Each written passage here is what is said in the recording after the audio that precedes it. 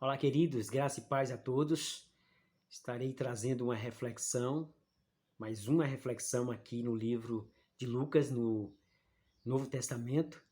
Vai ser mais uma mensagem assim muito edificante. Eu tenho certeza que Deus vai falar profundamente ao seu coração. Por isso, assista esse vídeo até o final. Mas antes de começar a ler os 2 primeiros versículos, eu gostaria de pedir você aí para fazer parte desse canal, se inscrevendo aí, caso você ainda não seja um inscrito. Não esqueça também aí de ativar o sininho e deixe o seu joinha, ok? Para que o YouTube possa divulgar para outras pessoas, se esse vídeo crescer, se expandir para outros lugares. Ok? Vamos lá, Lucas 15, capítulo 15, versículo 11 e 12, que diz assim: E disse, um certo homem tinha 2 filhos, e o mais moço deles disse ao pai: Pai, dá-me a parte da fazenda que me pertence. E ele repartiu por eles a fazenda. Até aqui. Queridos, note que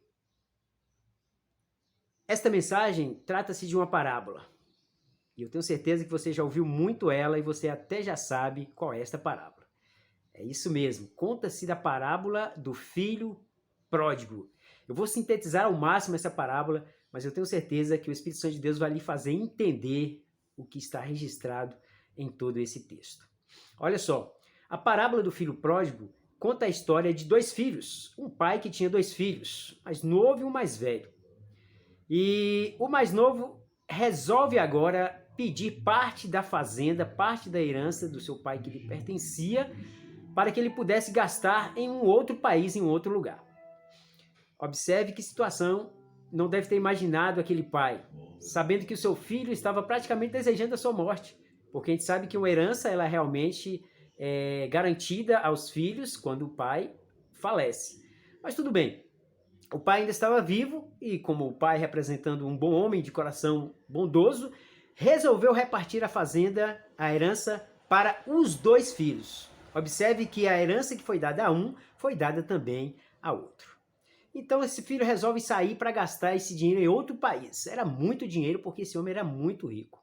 E diz a Bíblia que ele procurou ir para um lugar mais distante possível, ou seja, ele queria ficar longe da família, dos amigos, daquele lugar onde ele vivia. Ele queria viver uma vida dissolutamente, diz a Bíblia, ou seja, uma vida de libertinagem, de liberdade, devassa, não estava nem aí. Ou seja, ele não refletiu no que ele poderia sofrer. Ele não refletiu que aquilo que se tem e se não investe, uma hora pode acabar. Tudo que você começa a gastar e não repor, acaba. Então esse jovem foi para lá, começou a gastar com mulheres, com bebidas, nas festas. E quando a pessoa tem muito dinheiro, ele tem muitos amigos. Isso é óbvio, né? E aí diz a Bíblia que ele começou a gastar de uma maneira assim exagerada, até ao ponto de não ter mais o que comer. Ou seja, quando ele tinha muito dinheiro, ele estava nos melhores hotéis, o dinheiro foi acabando, ele começou a procurar então agora, talvez as pousadas, não tinha mais dinheiro para viver nem em pousadas, e agora começou a procurar as ruas. A vida daquele homem estava se tornando realmente uma desgraça, no sentido literalmente falando, que a palavra desgraça quer dizer uma pessoa que não tem mais graça. E aí, o que aconteceu? Ele começou a padecer necessidade. E naquela terra ele era um homem judeu, e naquela terra ele começou a procurar agora serviços em todos os lugares, para poder satisfazer agora, saciar a sua fome e a sua sede, e não tinha nenhum lugar que ele viesse, que alguém pudesse lhe dar um emprego. Ou seja, antes de dar continuidade, gostaria de fazer uma aplicação nesse texto. Queridos, esse texto nada mais é do que uma mensagem que representa a vida social das pessoas, representa a vida social, a vida espiritual das pessoas. E este pai do qual ele se encontra aqui, ele representa Deus. E nós vamos ver realmente que esta parábola mostra o grande amor de Deus para com a vida das pessoas.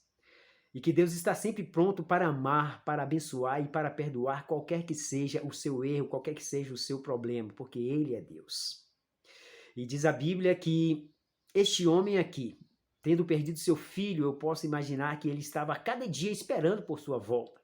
sem ter notícia, preocupado, mas sempre na expectativa de que um dia viesse voltar.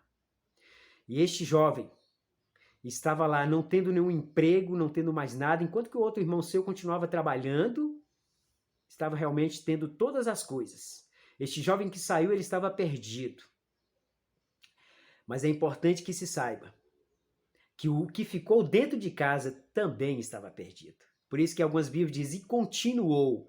Porque a Bíblia diz que continuou? Porque antes desta parábola do filho pródigo, Jesus Cristo começa a contar duas parábolas anteriores, que é a parábola da ovelha perdida, que estava perdida fora de casa, e depois conta uma parábola da dracma perdida, que foi perdida dentro de casa. Por isso que essa última parábola do filho pródigo, ele conta novamente para ilustrar as duas parábolas anteriores, porque a ovelha estava perdida fora de casa, mas foi encontrada.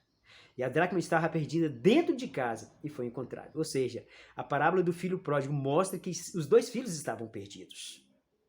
O que estava fora e o que estava dentro de casa. Queridos, isso acontece muito. Às vezes nós estamos em um determinado lugar, vamos colocar aqui como igreja, e dentro das igrejas existem pessoas que também estão perdidas. Infelizmente, é terrível dizer isso, mas as pessoas que estão perdidas não são as que estão lá fora, mas as que estão também dentro de casa.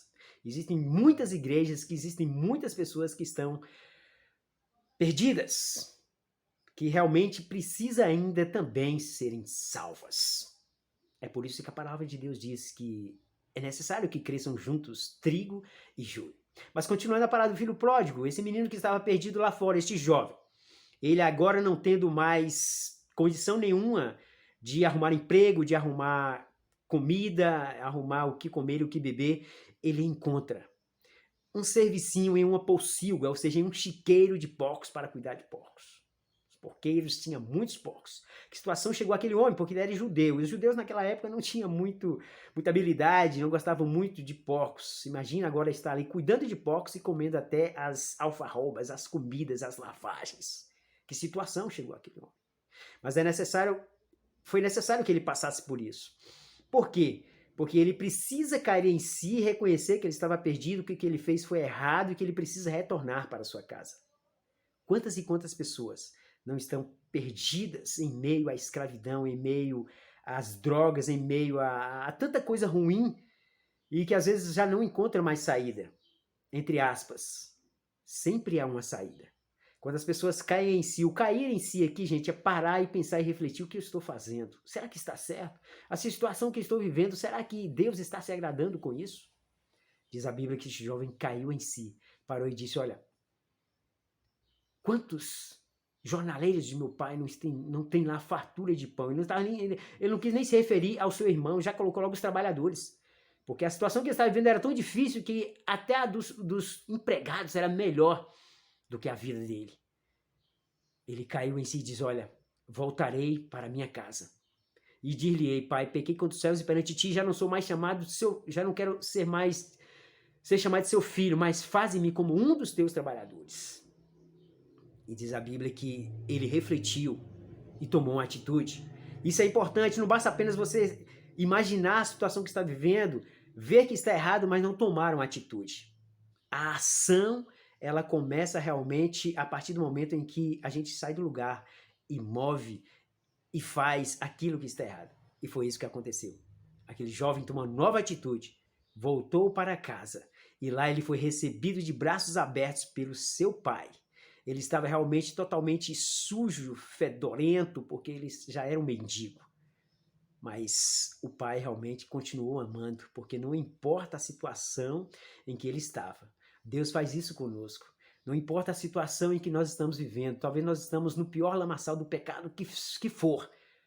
Mas Deus nos ama, nos perdoa, nos dá uma nova veste, nos coloca em nossa vida uma roupa nova, um anel novo. Porque foi isso que o pai fez. Ele delegando novamente a autoridade de filho para que ele pudesse novamente a usufruir, a administrar as coisas dele.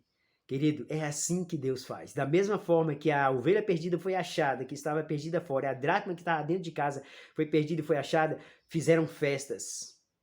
Convidaram as pessoas para fazer festa pelos achados. A Bíblia diz que aqui também foi assim, o pai fez uma festa maravilhosa e o filho que estava trabalhando voltou, perguntou o que está acontecendo. E eles disseram, olha, teu irmão que estava perdido voltou para casa. E agora o seu pai faz uma festa, mata um bezerro para ele. Ele começa a se indignar e não quer entrar dentro de casa. Olha só que aquele filho, a situação que ele estava mesmo dentro, mas estava também perdido, um avarento, um egoísta, uma pessoa realmente que só pensava nele. Queridos, essa parábola nos ensina muito.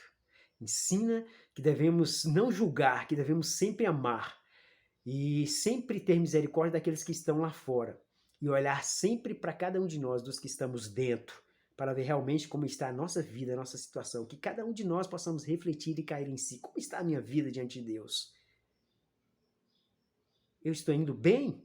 Será que existe alguma coisa que está em falta e que Deus precisa ainda me perdoar? Porque eu sei que Ele me ama e Deus vai sempre te amar. Porque o desejo dele é que nenhuma alma se perca, que nenhuma vida se perca, mas que todos cheguem ao seu conhecimento, ao arrependimento do que fez e volte para Ele. Esta é a mensagem de hoje, querido. Que Deus possa abençoar poderosamente as nossas vidas, a sua vida, no nome de Jesus. E saiba de uma coisa, Ele está pronto sempre para te abraçar, para te perdoar e te amar, porque Ele é Deus, Ele é o seu Pai. Ficam essas palavras e que Deus abençoe poderosamente no nome de Jesus. Tentei sintetizar o máximo, mas ainda levou muito tempo.